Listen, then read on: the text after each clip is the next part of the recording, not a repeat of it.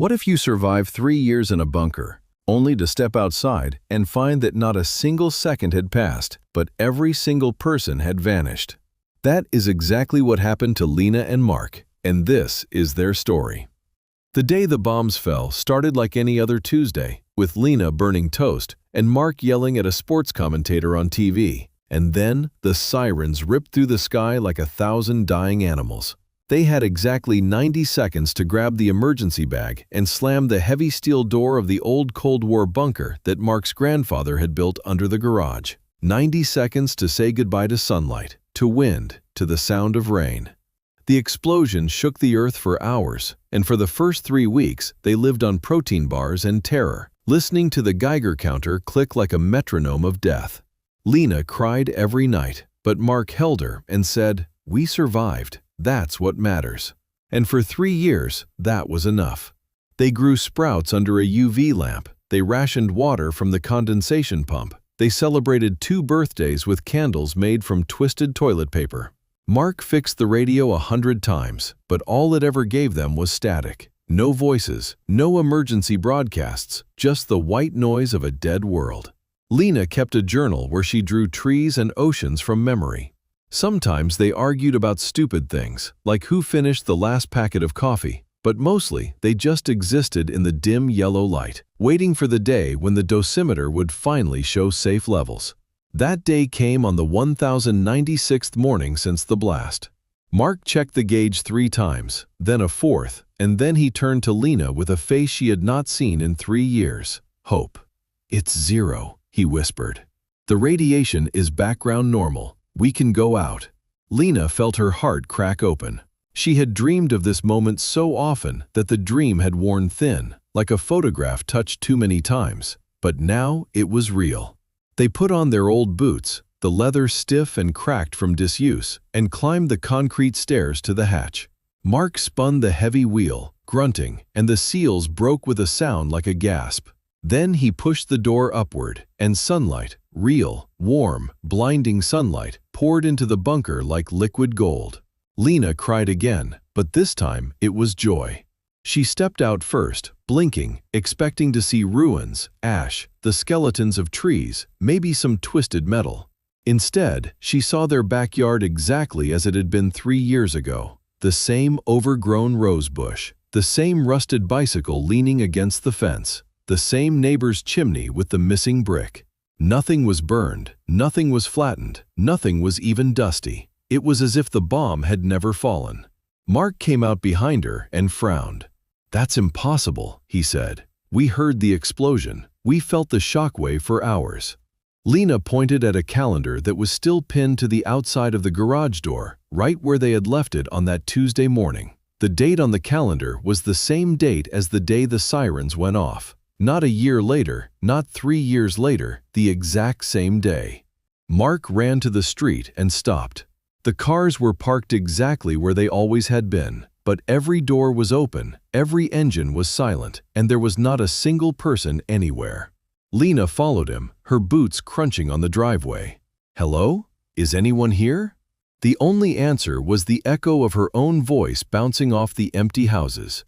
They walked for hours, from their street to the main road, past the abandoned grocery store with its lights still on, past the schoolyard where a single soccer ball lay in the grass, past the diner where plates of half-eaten pancakes sat on tables, the forks frozen mid-air as if everyone had just stood up and vanished in the same second. Mark grabbed Lena's arm. "The radio," he said. "We need to get to the car." But the car's battery was dead. So was every other car. The clocks on the dashboard screens all showed the same time, 10:17 a.m., the exact minute the sirens had first screamed. Lena pulled out her journal and wrote a single sentence. The bomb never came, or it came and erased only the people. Mark laughed, but it was a hollow, terrified laugh. "Maybe we died in the bunker," he said. "Maybe the radiation got us, and this is some kind of waiting room." Lena shook her head. She pointed at their footprints in the dewy grass. 2 trails, one from her boots, one from his. "Dead people don't leave footprints," she said. They walked to the fire station, empty. The police station, empty. The hospital, the beds were made. The IV stands still had full bags, but no nurses, no doctors, no patients. In the maternity ward, a single mobile spun slowly above a crib that held a warm but empty blanket. Mark started to shake. He grabbed Lena's shoulders and looked into her eyes. "We are the only two people left on Earth," he said. "Or maybe not even people anymore." Then they heard it. A sound coming from the church at the end of the main street.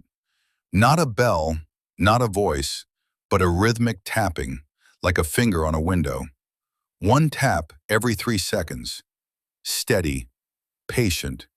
Lena wanted to run away, but Mark's curiosity was stronger than his fear, so they walked toward the church. The heavy wooden door was already open.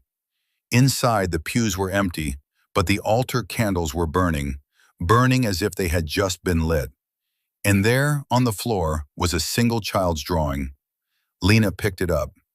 The drawing showed 2 stick figures coming out of a box, and above them the sun, and around them a crowd of tiny stick figures with their hands raised.